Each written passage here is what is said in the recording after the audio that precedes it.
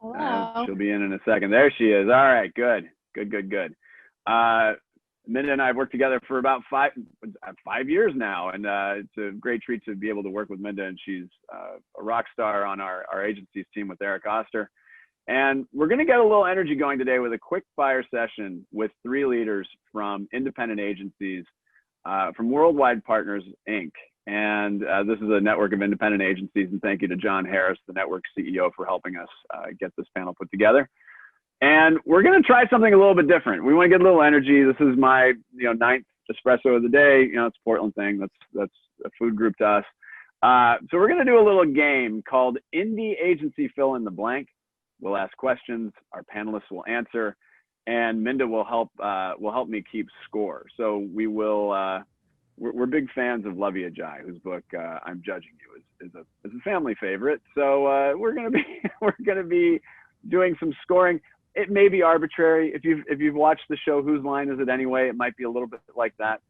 And the rules, much like agency life, are flexible, as you will see. So let's bring our panelists in. And welcome, everybody. Welcome. Welcome. Thank you. How are you? Yes.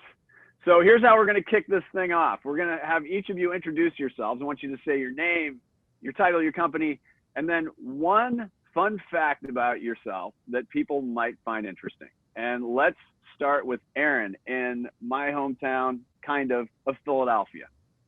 Well, hello. Hi, everyone. I'm Erin Alsman. I'm EVP and Managing Director at Brownstein Group. Yes, we are in Philadelphia. My fun fact is that I'm a little bit superstitious. And so I actually like to consult a magic 8-ball to tell me how all of our new business pitches are going to turn out. Sometimes it's right and sometimes it's wrong. Wow, Minda, that's 5 bonus points right there. I'm just going out of the gate.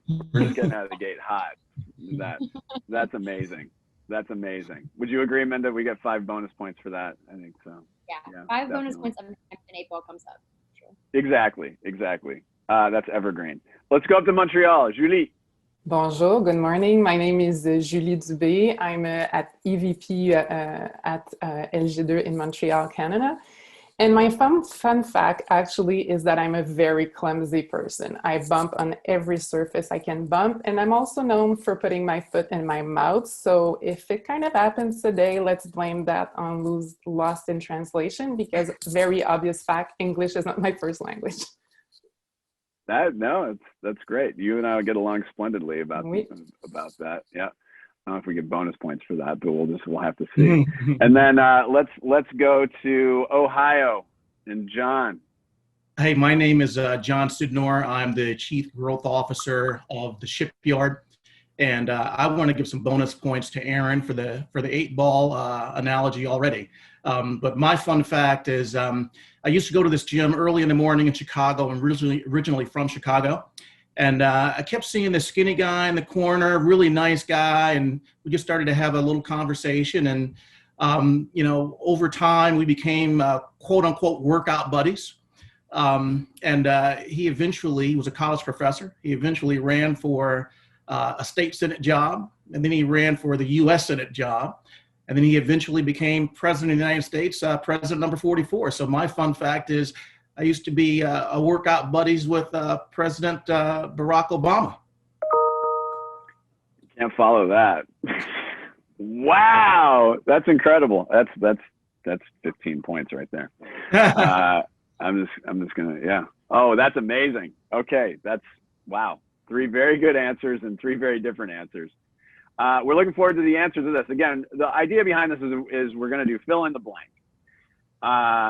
So let's start with this.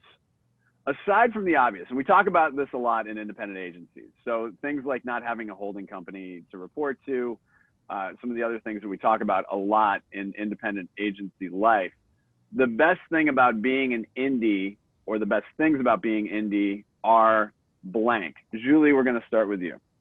So definitely the best part is about waking up in the morning, because you get to choose why you wake up in the morning, you decide your purpose, and really you get to build something that's much greater than yourself and your career.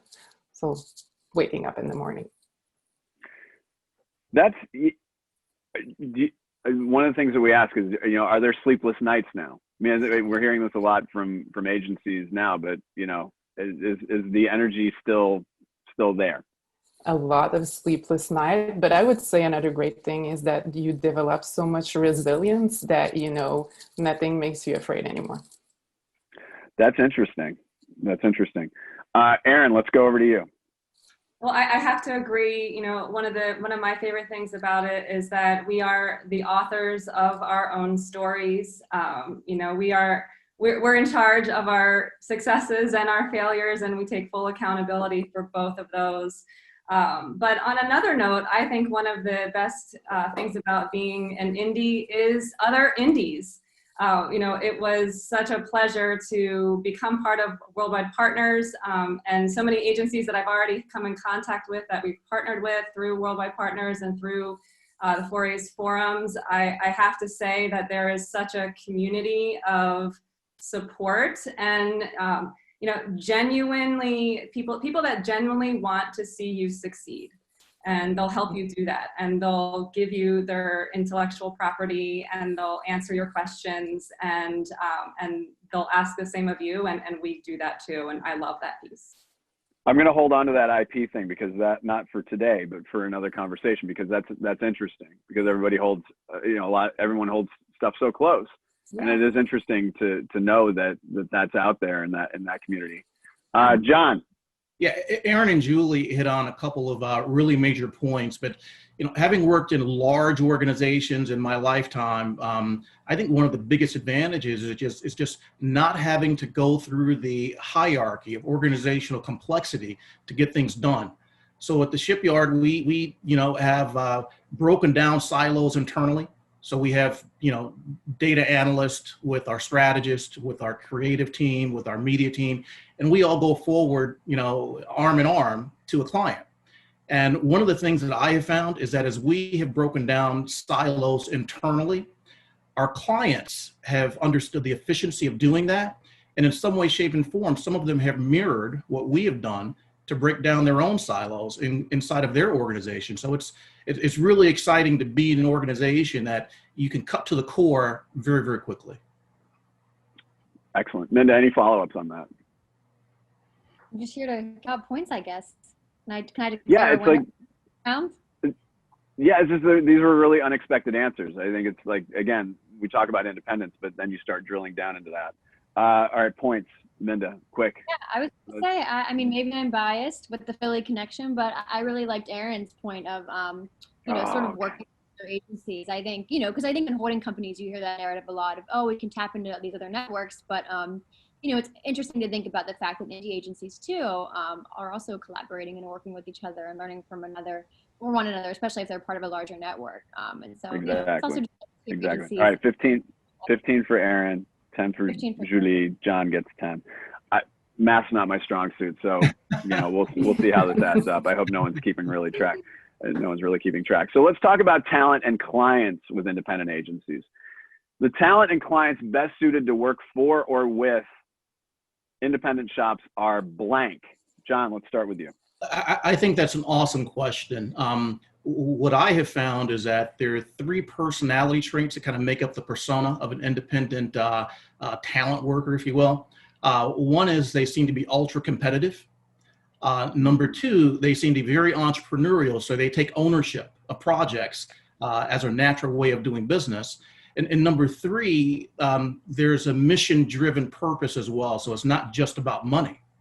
Now, when you put that to the client side, clients tend to be very, very along that same persona where they also seem to be a little bit more entrepreneurial, whether they be, multinationals or smaller shops.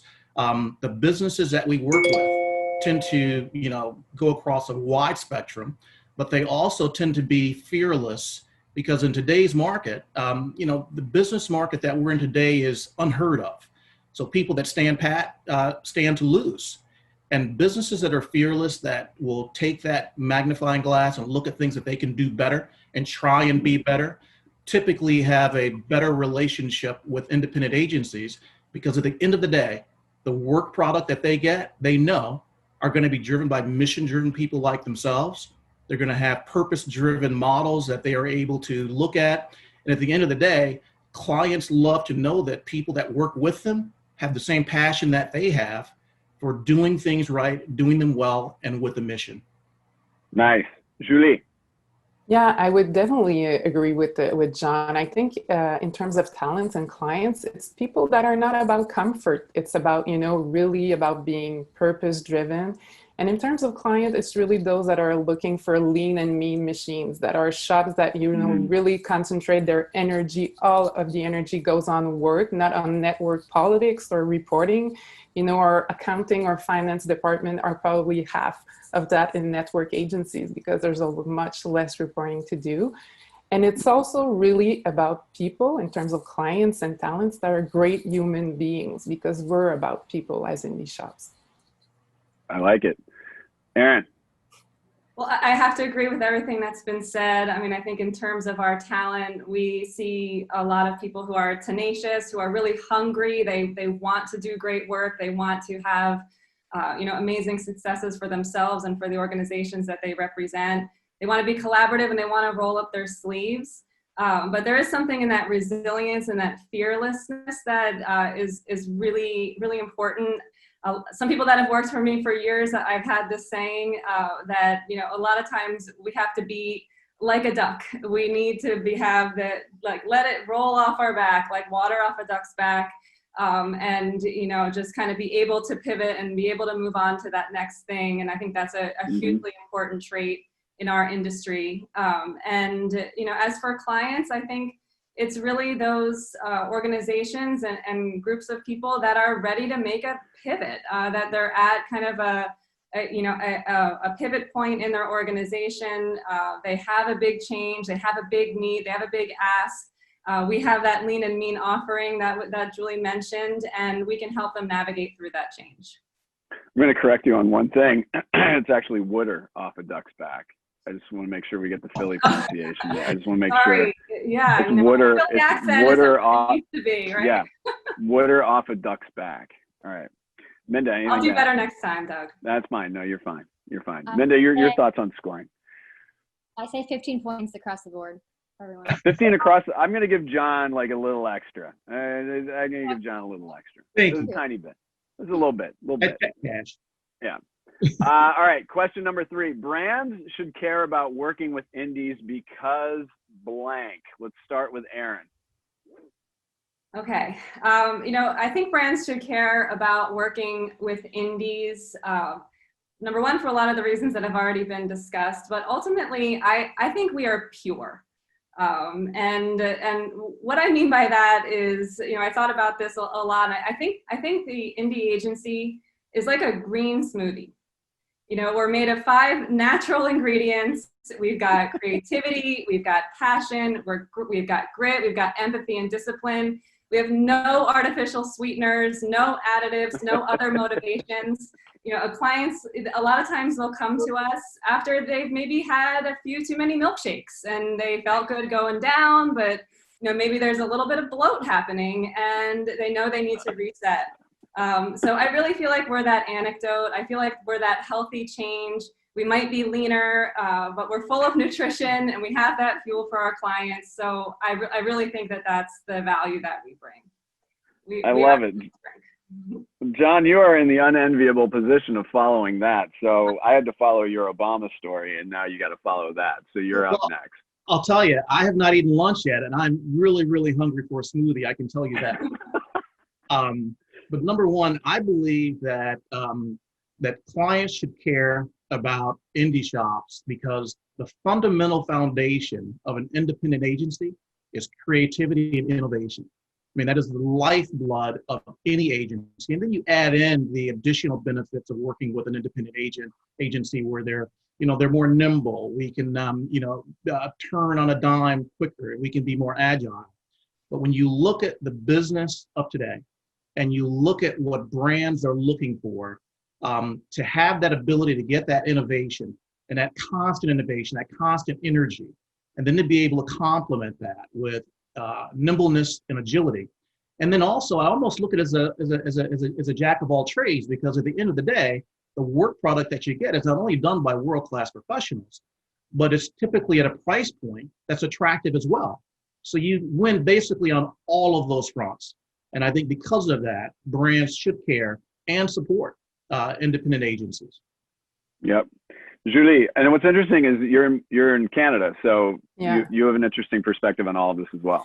Definitely. And I also took a lot of notes because for my next pitch, I'm going to use a lot of these points, but totally agree with what's been said. So let's start with that point, that John was making about doing great work.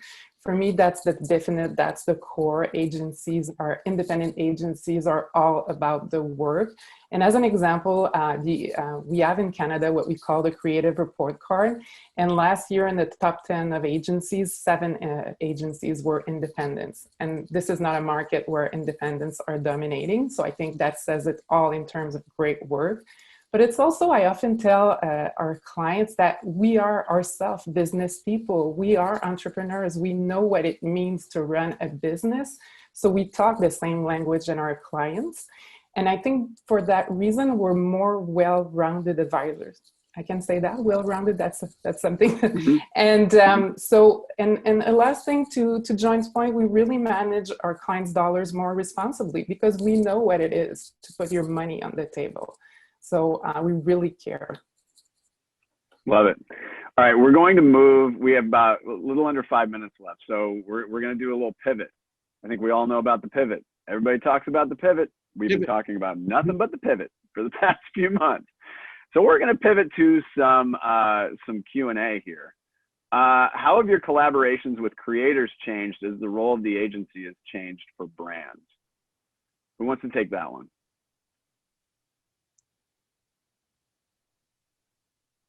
Not sure I'm understanding the question. Yeah, say that one more time, Doug. So how have your collaborations with creators changed as the role of the agency has changed for brands? So I guess this is like, that in-house versus agency, how you look at freelance. I mean, I think we addressed it with the talent bit a little bit. I can offer one comment on that is that, a number of companies have come to us and said, we want to work with you on a project basis. We think that, we have this handled, but we just have this one little piece that we really can't address. What we have found is that when a lot of companies have brought talent in-house, the hard part is actually making that talent work. The easy part is acquiring the talent. But if the culture of the business is not conducive to actually execution, you still have a lot of those executional elements that in the final product are just not apparent. So what we have found is finding a better and easier way to work with clients as we relate to them transitioning from doing a lot of things external to trying to bring more and more in-house, like programmatic media, and then to complement them on sharing with them best practices to actually be better at what they do. Yeah, I agree. And I think we had to reassure clients that we're not against internalization because especially I think in these shops, we're really in a model of bringing added value. So we really want to contribute where we're going to add value and where our value is going to be recognized. I think clarity is the most important thing, and transparency in these relationships. Yep. Erin, anything to add? Yeah, I think it's very similar. I mean, every client sort of wants to handle that differently, and we're open to a lot of different models. I think there's plenty of our clients who do want to work really collaboratively, and particularly in the creative space, and when they do have in-house teams, and we're happy to do that. And like Julie said, I think if it's clear, whose role is what, then it's smooth sailing. Okay. Minda, I didn't get your scores on the last 2 answers, so let's go ahead and do that. Pressure. Well, I mean, we'll say I really liked Erin's food analogy, so we'll give some points for that. How do you, yeah, exactly. Yeah, so yeah. 30 for Erin, and then... And then I thought Julie's comments were really interesting in her perspective. And so, yeah, so 40 there. Yep. And John gets another 20. Okay. John gets 20. All right. We could do this all day long. So I think what we're going to do, we have a bunch of questions that have come in. And what I'd like to do is we'll do a little Oprah after the show thing where we'll collect these questions. And if it's okay with all of you, Aaron, John, and Julie, I'll send those to you. And perhaps we can just get some written answers on that, if that's okay with you. I'm asking you to do some extra work, but it's for the greater good. No problem. For the people. For the people. Yeah. No, it is. No, these are great. These are really great questions too, because it's things that we think about, but we don't necessarily dive into as deeply as we probably could. But sure. no, there'll be four or five answers, questions that I'll send your way.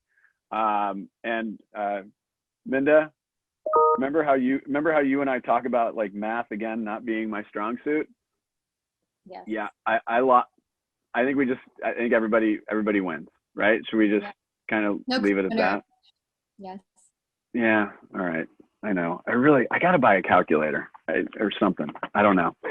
Well, we're going to wrap it up. Minda, thanks so much for joining me. As always, it's a great joy and pleasure working with you.